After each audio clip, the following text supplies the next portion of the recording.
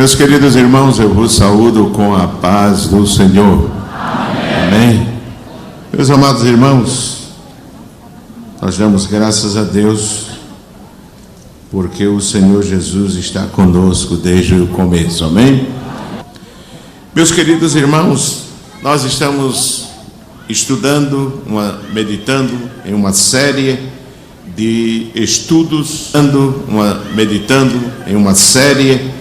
de estudos, sobre a nossa redenção, enfocada na história do povo, a nação que Deus chamou, que é o povo de Israel, como consta, como registra a história bíblica. E nós falamos da saída, como Deus tirou o povo, como um símbolo da redenção, mas gostaria antes de tudo ler primeiro a primeira carta de Paulo aos Coríntios, capítulo 10, versículo 1 em diante. Primeira carta de Paulo aos Coríntios, capítulo 10, versículo 1 em diante. A palavra de Deus, ela pode ser entendida quando lemos. Este capítulo é um capítulo muito sugestivo sobre o assunto e muito claro sobre o assunto que nós estamos estudando. Primeira epístola ou carta de Paulo aos Coríntios, capítulo 10, versículo 1 em diante. Para que todos participem da leitura, nós vamos ler de forma intercalada. Eu leio um versículo e os irmãos leem o outro e assim por diante. 10 da primeira carta de Paulo aos Coríntios, versículo 1. Diz: ora, irmãos, não quero que ignoreis que nossos pais estiveram todos debaixo da nuvem e todos passaram pelo mar.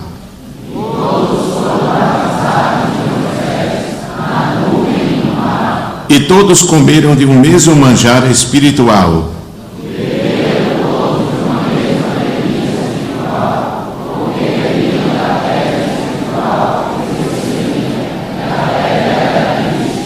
Mas Deus não se agradou da maior parte deles, pelo que foram prostrados no deserto.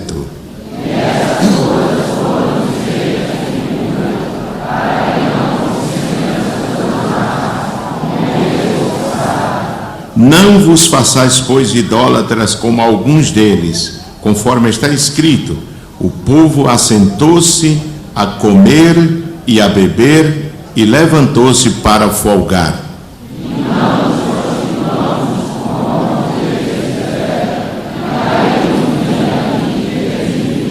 E não tentemos a Cristo como alguns deles também tentaram e pereceram pelas serpentes.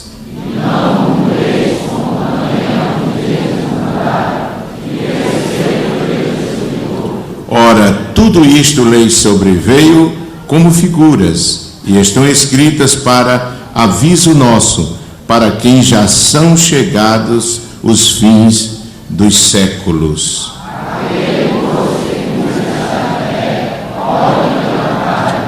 Leamos o 13 juntos. Não veio sobre vós tentação, senão humana, mas fiel é Deus, que vos não deixará tentar acima do que podeis. Antes, com a tentação, dará também o escape, para que a possais suportar. Amém? Meus queridos irmãos,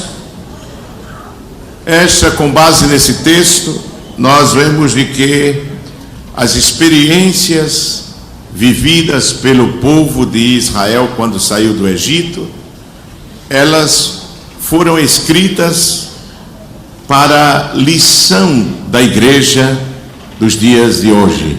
Para nós que estamos, diz o apóstolo, nos dias finais, nos dias do fim.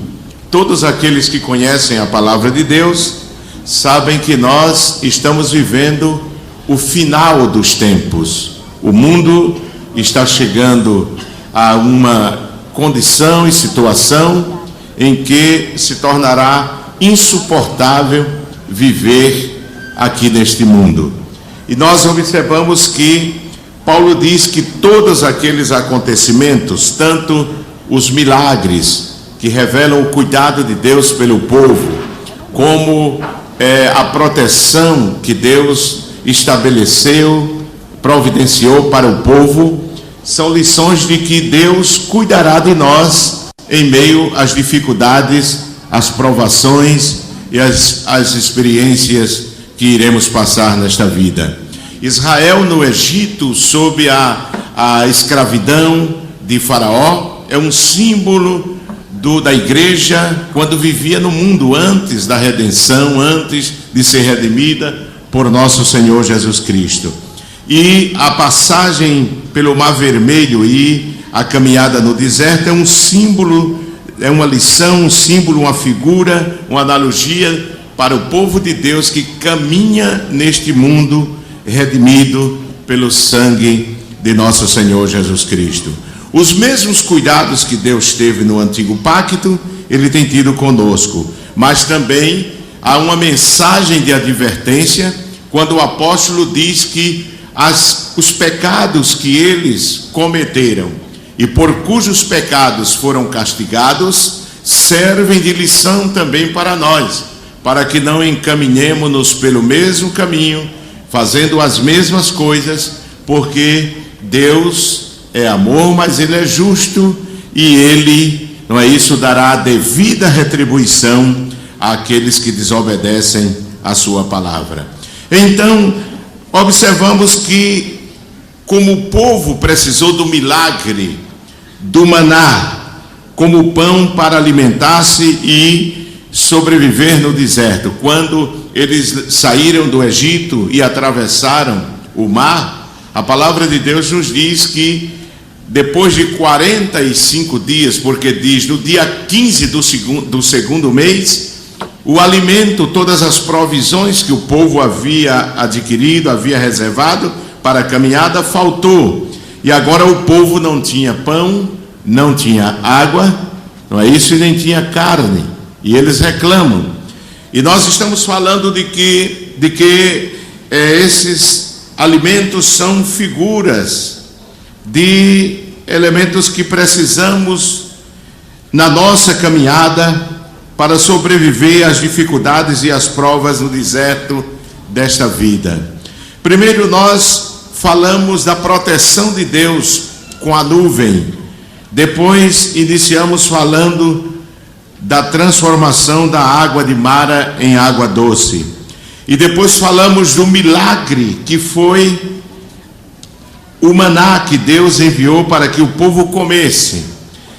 E no estudo passado falamos que há 3 processos fundamentais para se comer o maná, que ilustra os passos que devemos dar para nos alimentar da palavra de Deus, não é isso? E esses passos tornam a palavra acessível à nossa vida, assim como os israelitas se apropriavam do alimento, eles iam buscar o alimento, o povo tinha que colher. Nós falamos aqui no estudo passado que uma pessoa pode sentar-se à mesa posta, contudo morrer de fome. É preciso que se aproprie de uma porção daquele alimento para não morrer de fome. De forma que tocamos neste ponto de que o povo de Deus deve se apropriar da palavra, deve buscar a palavra. A palavra é o manual, o maná é um símbolo da palavra escrita, que é a Bíblia, a palavra de Deus, e um símbolo da palavra viva, que é Cristo. Mas estamos dando um enfoque justamente nesse aspecto, o maná como a palavra escrita, que serve de alimento, assim como o maná serviu de alimento. O maná é chamado de pão do céu pelo Senhor Jesus Cristo. E para que o alimento seja proveitoso, é preciso que haja 3 passos fundamentais, 3 atitudes fundamentais em relação ao alimento. Primeiro, a apropriação. Segundo, falamos de que além da apropriação, a mastigação. Apropriação é buscar a palavra para ler, ter interesse em ler a palavra. Citamos aqui de forma abundante vários textos da palavra que exorta-nos a buscar a Bíblia, a viver ligado à palavra de Deus. Depois falamos do aspecto da mastigação, que ninguém pode engolir a comida sem primeiro mastigar. E falamos de que esse processo figura a meditação da palavra. É o processo em que a pessoa se apropria da palavra e vai comer, vai examinar, vai mastigar, vai sentir o sabor daquele alimento. Jesus disse certa vez: errais por não conhecer as Escrituras. E outra vez ele disse: examinai as Escrituras. E examinar no original significa analisar pedacinho por pedacinho, como falamos aqui no culto passado. Mas, meus amados irmãos, partindo para o último tópico que queremos citar nesta noite, vemos de que há um outro processo que o alimento deve passar, que é a assimilação. A assimilação é o processo de converter em substância própria os nutrientes daquele alimento. É quando o alimento passa a ser parte do nosso corpo. Todos sabem, nós falamos aqui que o pão que eu como, daqui a algumas horas ele será parte do meu corpo. Ele será parte da minha energia, ele será parte da minha vitalidade, ele será parte da minha força, não é verdade? Por isso nós assimilamos, nós comemos. Aquilo que é apropriado e mastigado precisa então ser assimilado espiritualmente. Isto é, pelo processo da digestão, o alimento precisa ficar fazendo parte daquele que come. Observe que o apóstolo Tiago faz menção a um processo milagroso da palavra em nós. Ela é o instrumento que Deus usa para nos gerar vida. A palavra é espírito e vida. E ele disse que a palavra foi o que nos deu vida. Nós fomos de novo gerados pela palavra. Quem diz amém por isso? E a palavra nos tornou filhos de Deus. Mas este processo não se completa sem a antecipação do abandono ao pecado e a busca à palavra. E segue pela experiência do degustar a palavra. E é por este processo de degustação que chamamos aqui assimilação da palavra, que ela vai se tornando parte de nós pelo exercício da prática da obediência a mesma. Meus irmãos, de nada vale eu ler a Bíblia, meditar na Bíblia, se eu não ponho ela em prática na minha vida. Quem diz amém, irmãos? E é por isso que há pessoas na sociedade que na verdade são teólogos, eles estudam, do ponto de vista acadêmico, podem estudar, há cursos de teologia até mesmo em universidades que não professam a fé cristã, universidade secular, e a pessoa pode cursar, estudar, ter um amplo conhecimento da cultura, dos costumes, do tempo que a Bíblia faz menção, sem, no entanto, a Bíblia produzir, gerar efeitos na sua vida. Amém? Eu posso ter uma biblioteca cheia de Bíblia, em diversas versões como eu tenho, centenas de versões como eu tenho, e eu posso até ler, cruzar, atravessar noites lendo a Bíblia, mas se eu não a ponho em prática na minha vida, amém? Se eu não aplico ela à minha vida, não resultará em nada, meus amados irmãos, não resultará em nada. E é isso que nós precisamos entender quando eu falo de assimilação, que é a conversão do alimento em substância própria. É quando o nosso organismo se apropria dos nutrientes existentes no alimento. Só quando nós nos dispomos a viver de conformidade à palavra, a obedecer à palavra, é que a palavra passa a ser parte de nós.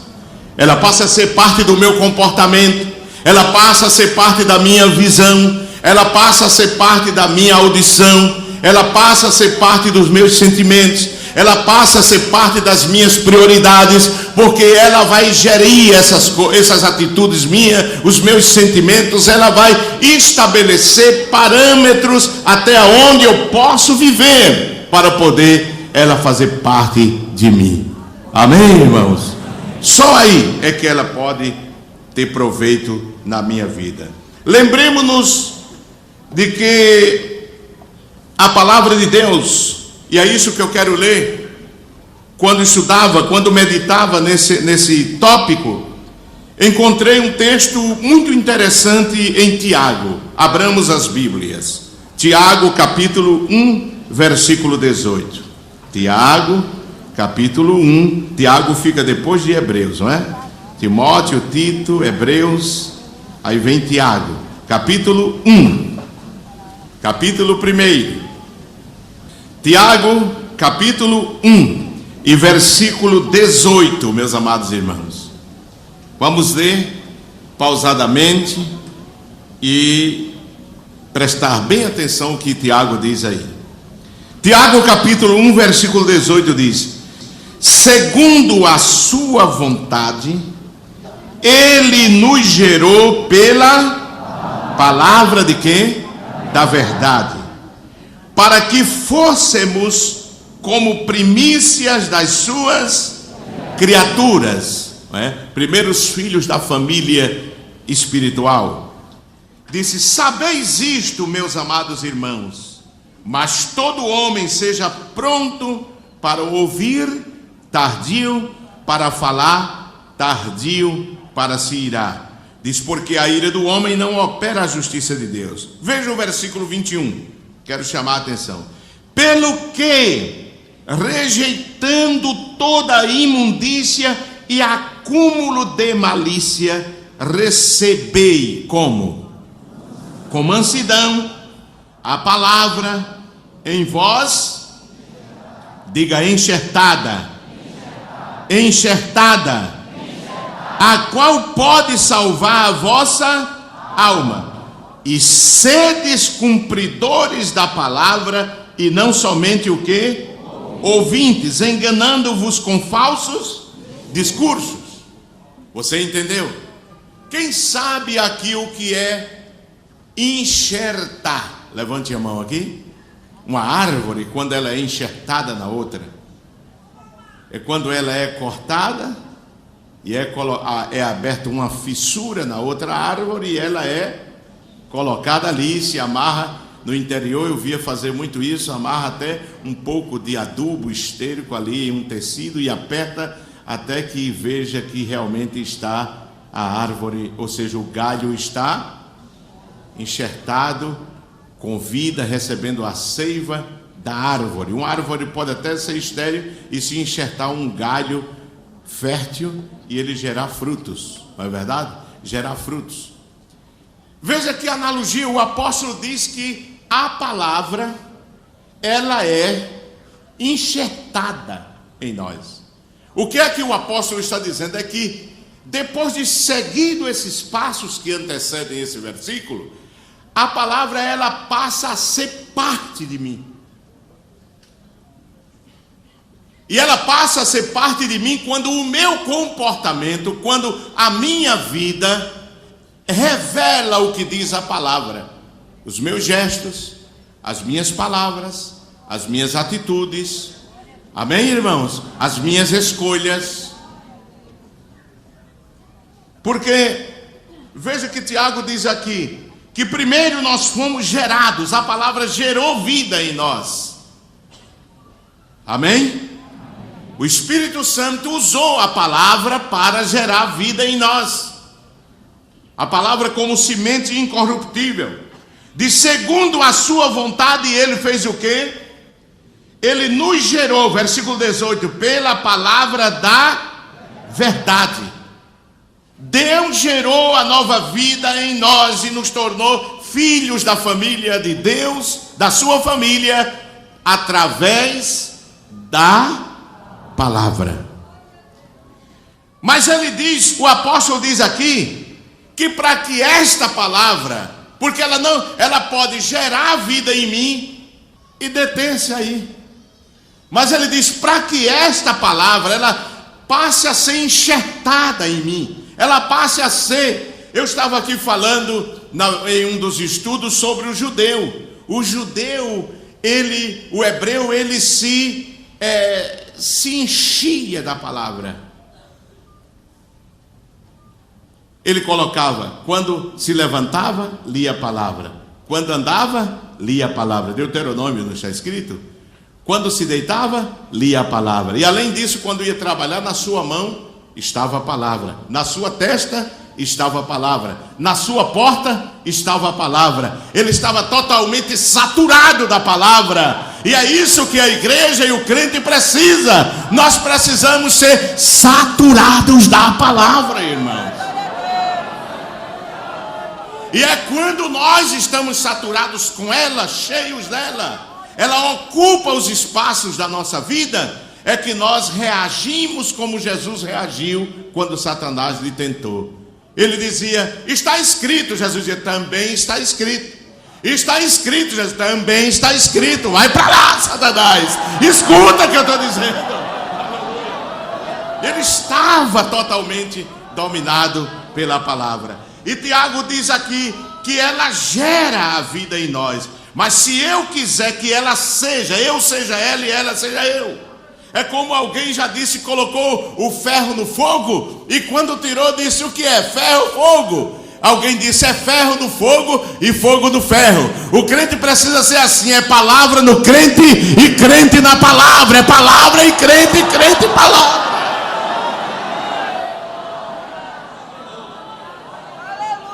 Amém? E é quando ele está saturado, embebido da palavra, que ele passa a viver uma vida frutífera.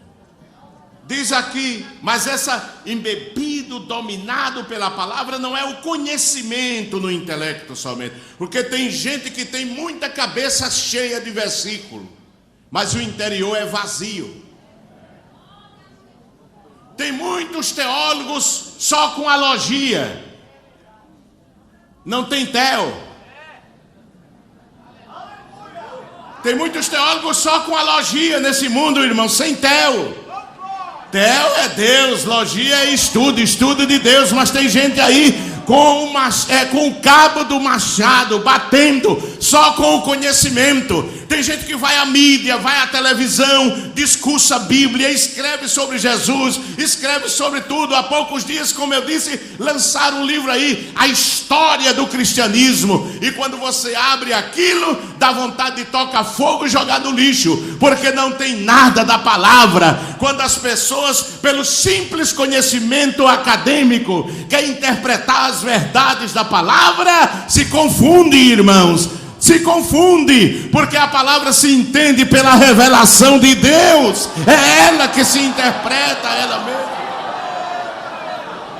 E o apóstolo diz aqui, pelo que rejeitando toda, para que a palavra ela se enxerte na minha vida, para que ela seja parte de mim.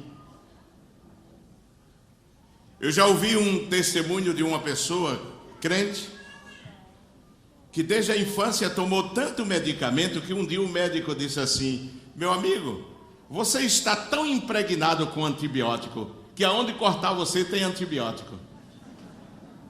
Oh, irmãos, que ao invés de antibiótico seja a palavra.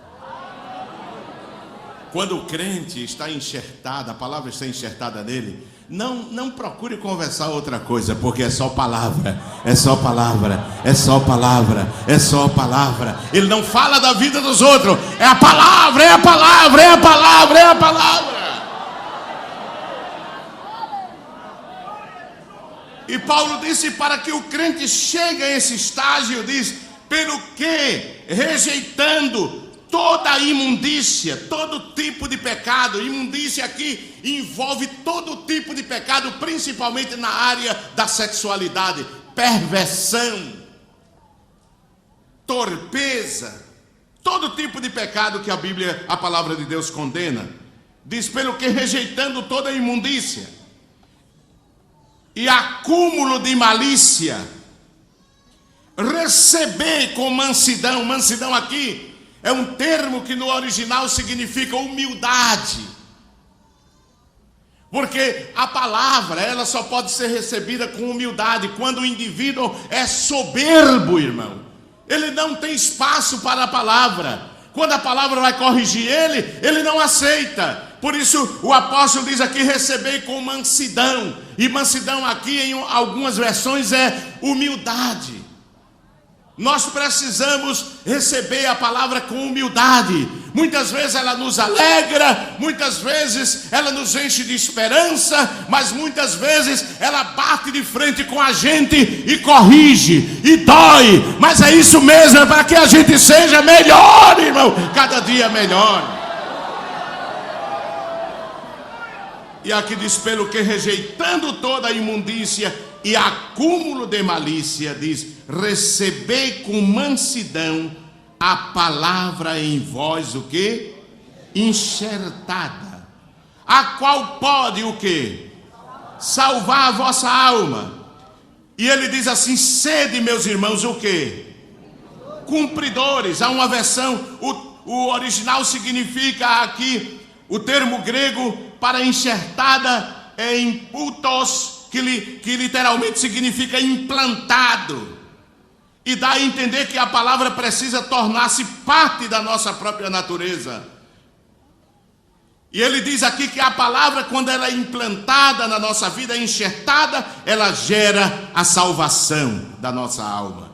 Diz, portanto, a Bíblia Viva, a versão viva diz: portanto, livrem-se de tudo que está errado em sua vida, tanto interna como externamente, e alegrem-se humildemente com a mensagem maravilhosa que nós recebemos, pois ela é capaz de salvar as nossas almas à medida que se desenvolve nos nossos corações. A NVI diz: portanto, livrem-se de toda impureza moral e da maldade que prevalece, e aceitem humildemente a palavra implantada em vocês, a qual é poderosa para salvá-los. Seja praticantes da palavra e não apenas ouvintes, enganando-se a si mesmo. Então, para que a palavra ela tenha domínio da nossa vida, é preciso que vivamos uma vida de obediência. Quem diz amém, irmão? Amém. Quando o homem é um bom ouvinte, mas não pratica, ele está perdendo o tempo. Perdendo o tempo. É cabeça cheia, coração vazio. A palavra tem que estar no nosso interior. Ela tem que dominar a nossa vida. Amém? Amém? O resultado é que a palavra, pelo processo divino do enxerto, gera em nós uma vida frutífera. Uma vida frutífera. Veja o que diz no versículo 23 do mesmo capítulo 1 de Tiago, capítulo 1, versículo 23 e o versículo 25. O 23 diz assim: porque se alguém é ouvinte da palavra e não é semelhante ao varão que contempla ao espelho o quê? O seu rosto natural, e depois se esquece, e depois desaparece. Veja o 25: aquele, porém, que atenta bem para a lei perfeita da liberdade, e nisso persevera, não sendo ouvinte esquecido, mas fazedor da obra, este tal será o quê? Bem-aventurado no seu feito. Será um crente, um homem, uma mulher feliz, se for praticante da palavra, se viver a palavra. que é um grande problema que nós temos. Eu já ouvi, me permita, doutor Damásio, muita gente dizer que o nosso país não faz falta lei. O que falta no nosso país é obedecer às leis. Há muitas igrejas que não faltam teólogos, não faltam mestres, o que falta é crente disposto a obedecer. É gente disposta a obedecer a palavra. Porque quando nós obedecemos, diz aqui, o apóstolo diz que será bem-aventurado no seu feito, a sua obra, nas suas obras. Veja o Salmo 1, que é chamado a chave das bênçãos, né? Proferidas nos Salmos. O Salmo de número 1, veja a prosperidade que experimentam aqueles que meditam na palavra, comem a palavra, procuram viver na palavra, têm prazer na palavra. Veja aí, capítulo 1, versículo 1 dos Salmos. Ou seja, capítulo não, os Salmos não se lê capítulo, se diz Salmo 1, Salmo 2, Salmo 3, Salmo 4 e assim por diante, até Salmo 150, porque os Salmos eram um inário, o inário de Israel. Então Salmo 1 diz assim: bem-aventurado o varão que não anda segundo o conselho dos ímpios. Quero ouvir todos. Conselho dos ímpios. Aí sim, ficou bonito. Nem se detém no caminho dos pecadores, nem se assenta na roda dos escarnecedores. Aí diz: antes tem o seu prazer em quê? Na lei do Senhor, e na sua lei, o que é que ele faz? Medita de dia e de noite. Sabe o resultado disso? O salmista diz: pois esse homem que não dá ouvido ao ímpio, que não anda segundo o conselho dos ímpios, que não se detém segundo o caminho dos pecadores, que não se assenta na roda dos escarnecedores, mas tem prazer na palavra do Senhor, e na sua lei ele medita. Olha aí, ele medita, é o mastigar. Amém, irmãos? É facilitar para que o organismo assimile, não é? Mastigar, é por isso que Deus deu dente. Amém, irmãos? Não é? Mastigar. Diz, pois fazendo isso, o versículo 3, o que é que diz? Pois será como que? Como a árvore plantada junto a ribeiros de quê? De águas, a qual dá o seu fruto na estação, e cujas folhas, e tudo quanto fizer, prosperará.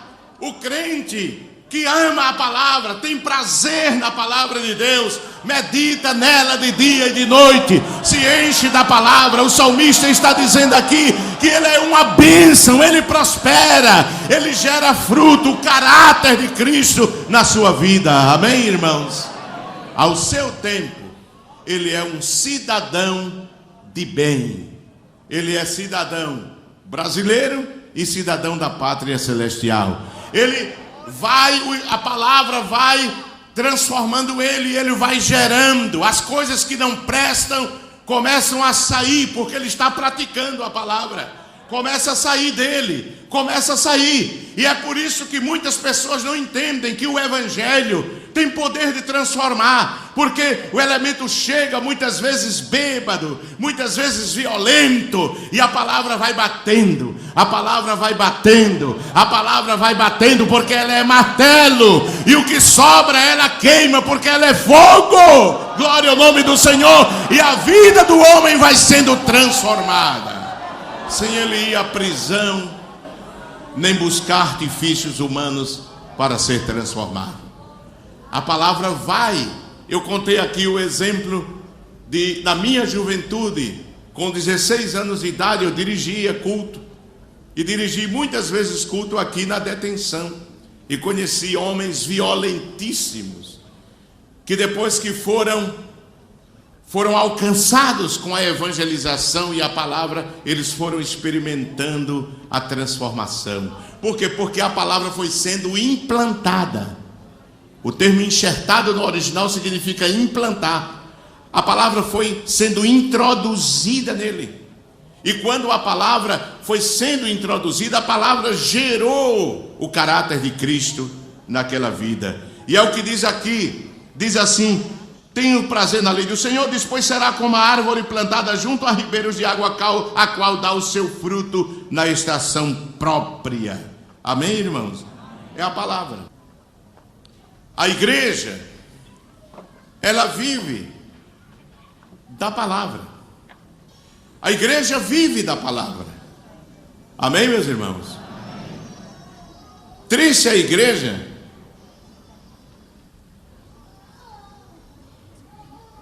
que se distancia da palavra. Porque quando a palavra é ensinada ao povo, o povo vai crescendo e vai melhorando, irmãos. Vai melhorando. As famílias vão melhorando, os jovens vão melhorando, vão tendo nova perspectiva de vida, né? As coisas vão melhorando. Você quer um exemplo?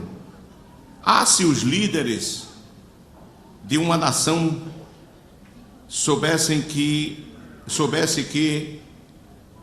a palavra pode gerar transformação na vida de todo um povo, de toda uma nação. Abra sua Bíblia no livro de Neemias, capítulo 8. Neemias, capítulo 8.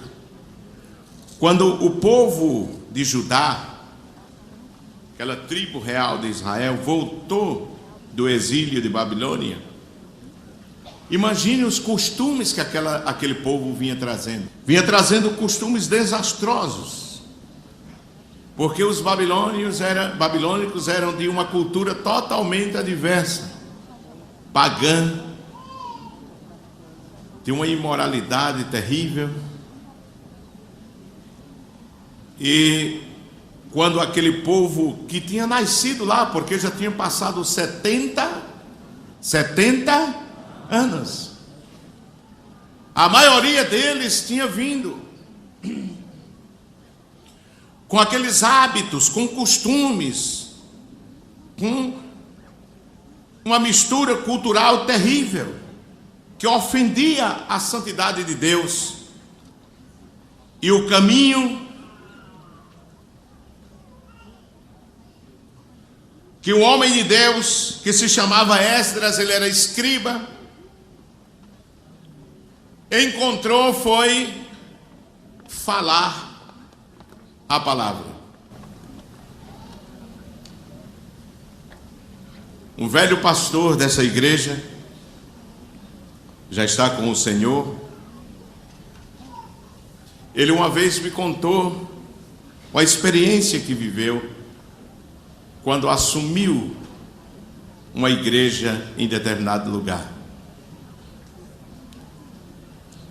E ele, quando assumiu, ele viu tantas dificuldades que se apresentaram, que ele ficou preocupado. E ele disse que à noite, quando chegou do culto em casa, depois de fazer um lanche, conversava com a sua esposa. Recém haviam chegado naquela cidade e viam as dificuldades que iam passar. E ele disse assim: só tem uma coisa que me dá esperança. Ele me contou. E a esposa disse: qual é a coisa que lhe dá esperança? Disse que apesar dessas dificuldades, o povo gosta da palavra. E eu tenho certeza que a palavra, olha aqui para mim, meus irmãos, eu tenho certeza que a palavra vai fazer alguma coisa. A palavra faz alguma coisa na tua casa, irmão. Está havendo dificuldade, começa a ler a palavra de noite e orar com a tua família. E você vai ver que vai mudar. As coisas vão mudar. A minha mãe não sabe, uma mulher muito simples, muito trabalhadora, ela não sabe quanto nos ajudou a permanecer no Evangelho, porque quando eu aceitei era criança, meu pai tinha 8 filhos, era ele e a minha mãe, vivendo dificuldades com um salário para manter a família. Havíamos chegado do interior do estado e ela teve que costurar numa máquina que fazia isso desde a idade de 14 anos para ajudar o meu pai a manter a casa. E ela tinha o hábito de, quando terminávamos de almoçar, ela abrir a Bíblia e ler um capítulo com os filhos. E eu me lembro que um dia de inverno, chovendo muito, nós estávamos de férias, ela abriu a Bíblia e leu os 22 capítulos do último livro da Bíblia, Apocalipse. Não é 22, 22 capítulos de Apocalipse ela leu. E ela, como nova convertida, sem muito conhecimento, mas ela dizia: olha, meu filho, que o mundo vai passar. Olha, meu filho, que o mundo vai sofrer. E aquilo foi ficando na gente. E eu tenho certeza que muitos de nós permanecemos por causa da leitura da palavra. Leia a palavra na tua casa. Tira tempo para ler a Bíblia com os teus filhos. E aquele líder que era um escrivão, era um escriba, ele, como líder da nação, ele viu que as reformas que ele tinha que fazer eram difíceis, eram quase que impossíveis aos olhos do homem. E o que foi que ele fez? Ele disse assim: vamos ler a palavra. E ele reuniu o povo. Veja o que diz no capítulo 8 e versículo 1 do livro capítulo 8, versículo 1 de Neemias. Diz assim: e chegado o 7º mês, e estando os filhos de Israel nas suas cidades, todo o povo se ajuntou como um só homem. Aonde? Na praça, diante da porta das águas. E disseram a Esdras, veja que eles estão aí reunidos, não para um show, reunidos não para um espetáculo, porque show não muda, irmão. A gente vê aí investimento em cultura, e quando a gente analisa o que é isso, ajuda mais a se propagar as drogas, a prostituição, a destruição das famílias, a destruição dos lares. Mas Esdras, como líder, ele disse: não, vou reunir o povo estava junto para ouvir a palavra. E o versículo 1 do capítulo 8 diz que eles tinham fome e disseram a Esdras, o escriba, que trouxesse o livro da lei de Moisés. No versículo 3 diz que o povo prestava atenção à palavra. Veja o que diz o versículo 3: e leu nela, diante da praça, que está diante da porta das águas, desde quando? Até perante homens e mulheres e entendidos, os sábios daquela nação. E os ouvidos de todo o povo estavam como? Atentos. Prestavam atenção à palavra. Meus irmãos, nós estamos vivendo um tempo que até nas igrejas não se presta mais atenção à palavra. Se você convida um cantor, um artista gospel, vai lotar. Mas a palavra, a palavra. Mas diz aqui que o povo prestava o quê? Atenção, como esta noite aqui. Quem diz amém, irmão? Amém. Todo o povo estava atento ao livro da lei. Versículo 5, o povo reverenciava a palavra de Deus. Dizia: abrindo ele, todo o povo fez o quê? Ficou em pé. Aleluia. Reverenciou a palavra de Deus. Amém? Reverenciou a palavra de Deus. O versículo 7, como eles prestavam atenção, O povo estava no seu posto, diz a Bíblia. O povo estava atento em seu lugar, diz uma versão. Versículo 7 diz assim: e Jesua, e Bani, Serebias, e Jamim, e Acube, e Sebetai, e Odias, e Maazéias, e Quelita, e Azarias, e Jobade, e Anã, e Pelaías, e os levitas ensinavam ao povo na lei. E o povo estava como? Estava como? Ou seja, estava no seu lugar, não saía. Amém, irmão? Não era uma igreja que se dizia assim: agora o pregador vai falar e começa a se levantar a gente sair. Não. Desde a alva até o meio-dia, no sol quente, todo mundo estava no lugar e ninguém saía, ouvindo a palavra, ouvindo a palavra, ouvindo a palavra.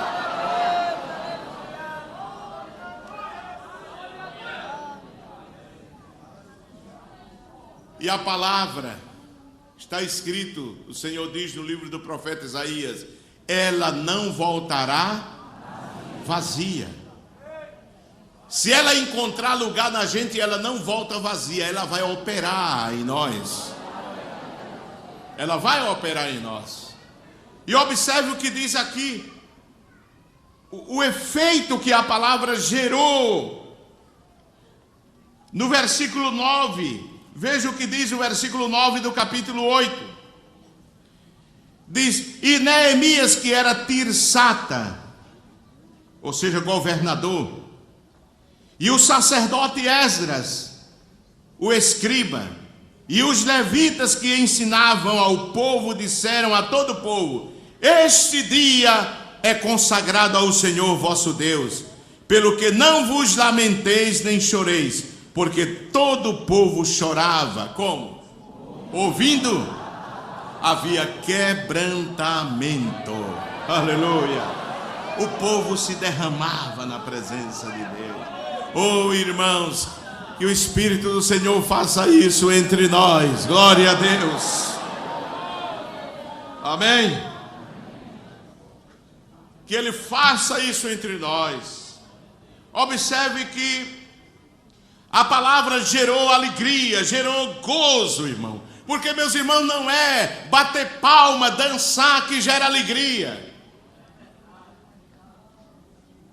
Tem gente que fica, bate palma e dança, termina suado e vai para casa e a alegria passa. Mas a palavra, você escuta e vai para casa com ela, ela vai gerando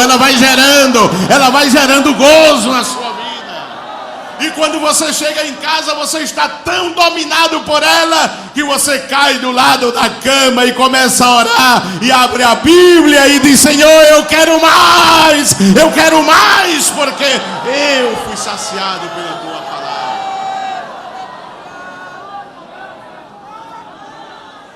Aleluia, glória a Deus. Aleluia. Veja o resultado, gerou quebrantamento. Agora veja o que diz o versículo 10, diz: e disse-lhes mais: ide e comei o que?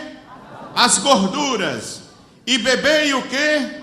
As doçuras, e enviai porções aos que não têm nada preparado para si, porque esse dia é consagrado ao nosso Senhor. Portanto, não vos entristeçais, porque a alegria do Senhor é a vossa força. Aleluia. A alegria do Senhor é a força, e a alegria do Senhor é gerada pela presença da palavra na vida.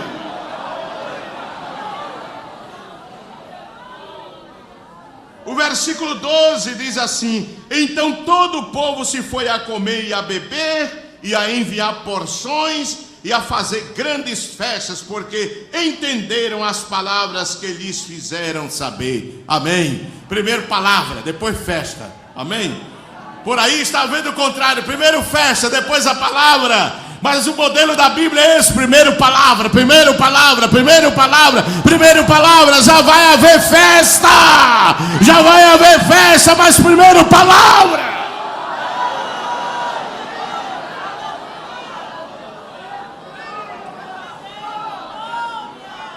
E quando a palavra ela é enxertada, ela é ensinada, então os valores, as tradições do povo de Deus, elas são revigoradas, são avivadas.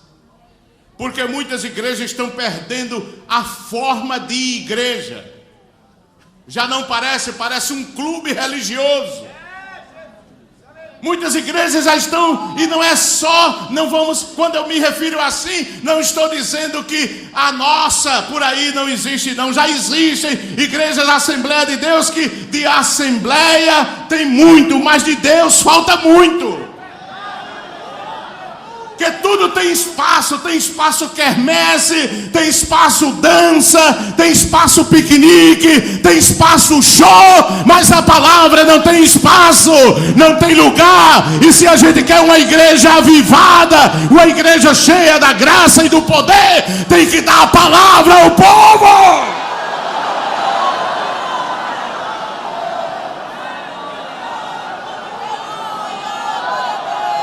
Porque a igreja não come discurso filosófico, igreja não come psicologia nem sociologia, igreja come é Bíblia, é Bíblia, é Bíblia, é Bíblia! O que a igreja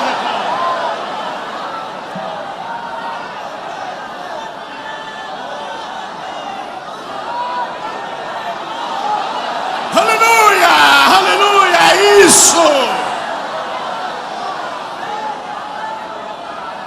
É isso que caracteriza uma verdadeira igreja.